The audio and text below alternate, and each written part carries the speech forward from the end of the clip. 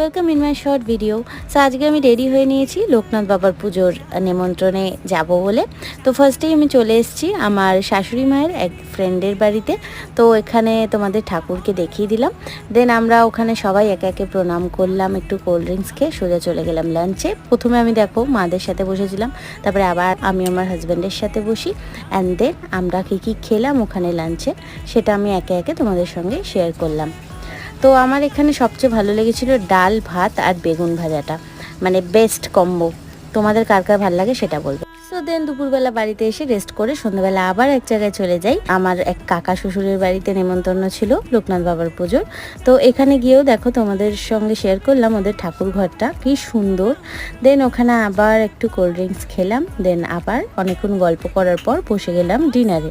তো ডিনারে কি ছিল এখানেও শেয়ার করলাম। সো আজকের শর্টসটা যদি তোমাদের ভালো লাগে অবশ্যই একটা ছোট লাইক করে দিও। আর আবার